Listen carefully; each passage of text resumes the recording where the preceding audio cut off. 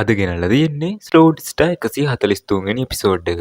ඔයාලට මතක ඇතිනේ කලින් එපිසෝඩ් එකේදී යූකෝ එක්ක දරුණු විදියට සටන් වැදුණු ලූෆන් යූකෝ පරද්දලා ජයග්‍රහණය කරනවා කියලා.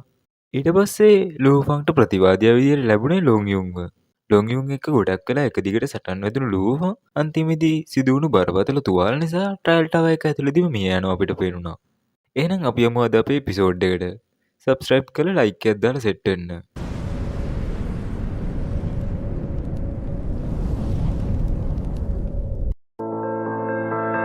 අද එපිසෝඩ් එක පටන් ගද්දිම අපිට පේනවා පෘථිවියේ ඉඳන් කතා කර ඉන්න ලූෆන් සහ හොන්ව. ලූෆන් කියනවා ඔරිජිනල් ස්පේස් එකේ අවුරුදු 100ක් ඉන්න වෙන නිසා මට හදිසියක් වුණොත් පෘථිවියට එන්න වෙන්නේ නැහැ. හැබැයි මම වර්චුවල් යුනිවර්ස් කම්පැනි එකේ සමාජිකයෙක් නිසා පෘථිවියට කවුරුවත් කරදර කරන්න යන එකක් නැහැ. හැබැයි පෘථිවියේ තියෙන මදර් නෙස්ට් එක අවදි වුණොත් නම් විශාල ප්‍රශ්නයක් වෙනවා. මේක අහන් හිටපු තණ්ඩගොඩ් කියනවා ලූෆන් ඔයා බය වෙන්න එපා. මම පෘථිවියේ ඉන්නවනේ. මම බලාගන්නම් පෘථිවිය ගැන. මේත් එක්කම හොන් කියනවා පෘථිවියේ ජීවින්ට නම් අවුරුදු 100ක් කියන්නේ ගොඩක් ලොකු කාලයක්. ඔයාට එයාලව වර්චුවල් නෙට්වර්ක් එකෙන් හම්බෙන්න කතා කරන්න පුළුවන් වුණා. ඇත්ත වශයෙන්ම ඔයාට එයාලව ආයේ හම්බෙන්න බැරි වෙනවා එයාලගේ ජීවිත කාලය ඇතුළත. මේක අහන් හිටපු ලූෆන් ගොඩක් දුක් වෙනවා අපිට පේනවා. මේත් එක්කම ඊළඟ සීන් එකේ අපිට පෙන්නනවා ලූෆන් ඔහුගේ පවුලේ මුණ ගැහිලා සමුගන්න සීන් එකක්.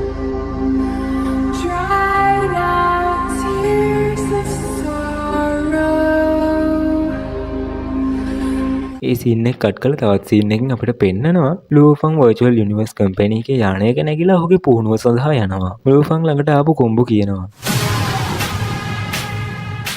හෙඩ් ඔෆිස් එකට යන්න අවුරුදු 3ක කාලයක් යනවා. මේ කාලය ඇතුළත ඔබ වර්චුවල් රූම් එකේ ප්‍රැක්ටිස් කරා නම් හොඳයි. මේක අහන් හිටපු ලූෆන් හිතනවා මගේ මට්ටම සහ නේචර් ඕන ලෙවල් එක දක්වා විශාල පරතරයක් තියෙනවා. ඊටත් වඩා මාස්ටර් හූයන් බෝ වැනි අමරණීය මට්ටම් සමග ඊටත් වඩා බල පරතරයක් තියෙනවා. මම අනිවාර්යෙන් මහන්සිලා වැඩ කරන්න ඕන. දැන් මම වර්චුවල් යුනිවර්ස් කම්පැනි එකේ ප්‍රධාන සමාජිකයෙක් නිසා කල්ටිවේෂන් කරන්න අවශ්‍ය ද්‍රව්‍ය මට නොමිලේ හම්බ වෙනවා. මේක නිසා මේ අවුරුදු 3 මම මහන්සිලා කල්ටිවේෂන් කරන්න ඕන. ඒත් එක්ක අපිට පෙන්නනවා ලූෆන් ඉන්න යානයේ වර්චුවල් යුනිවර්ස් එකේ අනුශාකාවක් තියෙන තැනකට එනවා. මේක දිහා බලන් හිටපු කොම්බු කියනවා මේක අනුශාකාවක් විතරක් වුණා. මේකේ තියෙන චන්ද්‍රිකා පවා ඉතා භයානක තාක්ෂණික අවි. මේත් එක්කම අභ්‍යවකාශයේ විවරයක් අදපු ස්වර්ඩ් මාස්ටර් යානයේ ඒ හරහා අරගෙන යන පටන් ගන්නවා.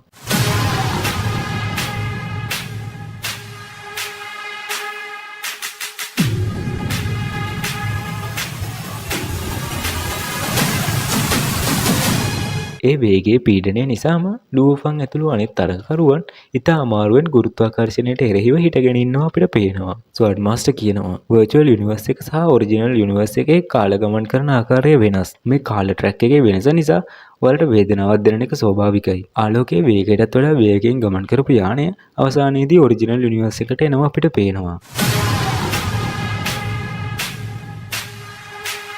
ස්වර්ඩ් මාස්ටර් තවදුරටත් කියනවා ග්‍රහලෝක වලට මෙන්ම විශ්වයන්ටද එකිනෙකට ආවේනික වූ වයස් තියෙනවා. ඔරිජිනල් යුනිවර්ස් එක කියන්නේ අලුත් ස්වාධීන විශ්වයක්. පිටත ඝනත්වය සහ කාලය වෙනස ඉතා ඉහළයි. මේක තවමත් ආරම්භක අවධියේ පවතින නිසා විශ්වය එය විසින්ම පරිපූර්ණ වෙමින් පවතිනවා. සම්භවය පිළිබඳ නීතියේ ක්‍රියාකාරීත්වය වඩාත් හොඳින් බලා ගන්න සහ තේරුම් ගන්න මෙහිදී පුළුවන්. මේක දිහා බලන් හිටපු ලූෆන් හිතනවා මේ පාවෙන රට විශ්වයේ මෙහෙයුම් නීති බවට පත් වෙනවද කියලා. ඊට පස්සේ අපිට පේනවා ස්වර්ඩ් මාස්ටර් ඇතුළු අනිත් පිරිස සිටි ඔෆ් චවුස් වලට ඇවිල්ලා ඉන්නවා. ස්වර්ඩ් මාස්ටර් කියනවා සිටි ඔෆ් චවුස් වල නිදන් 3ක් තියෙනවා. පළවෙනි එක විශ්වයේ ක්‍රියාකාරීත්වය සම්භව පිළිබඳ දෘශ්‍ය නීතියයි. දෙවෙනි එක තියෙන්නේ නගර අයිතිකරුවන්ගේ වාසස්ථානයේ. මම දැන් ඔයාලව එතනට අරගෙන යන්නම්. ඒ වගේම තුන්වෙනි නිදාණය සම්බන්ධයෙන් ගත් කල චවුස් නගරයෙන් පිටත අවශ්‍ය ප්‍රමාණයට බලයක් නැති අය ඒක ගැන හොයන්න යන්න එපා. මේත් එක්කම ලූෆන් කියනවා මගේ මුළු සිරුරම උණුසුම් බලයකින් වෙලිලා වගේ පේන්නේ. ඒත් එක්කම ස්වර්ඩ් මාස්ටර් කියනවා මේ ඔයාලට පේන්නේ මේ ස්ථානයේ තියෙන සාමාන්‍ය කේවස් අවුරා. මේ ස්ථානයේ සියලුම ජීවීන්ට වගා කිරීමේ බලය තියෙනවා. අලුත් සීන් එකකින් අපිට පෙන්නනවා කේවස් නගරය.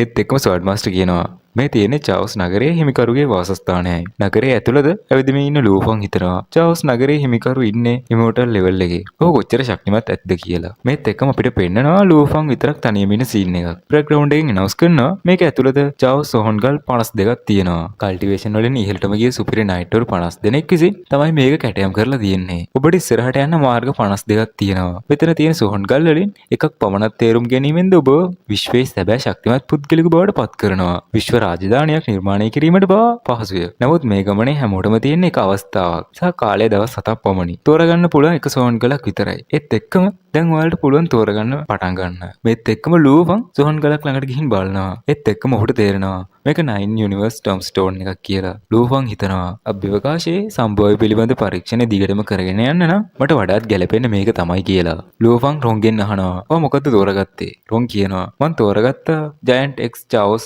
ග්‍රේ ස්ටෝන් එක.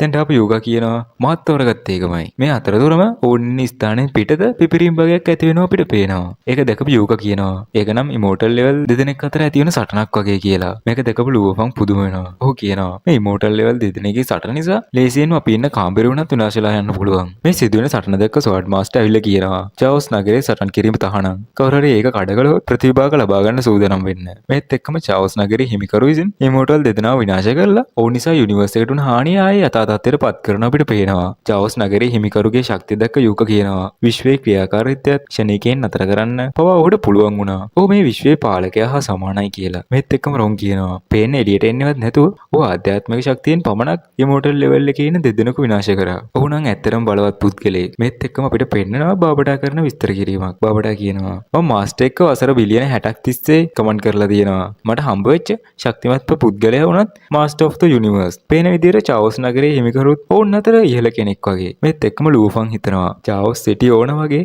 බලවත් ජීවින් එක්ක බලද්දි මගේ ශක්තියෙන් කිසිම වැඩක් නැහැ. නමුත් මම මෙච්චර දුරක් තනියම ඇවිල්ලා තියෙනවා. මටත් පුළුවන් ඒ කවදා හරි ඒ වගේ ශක්තිමත් පුද්ගලයෙක් වෙන්න.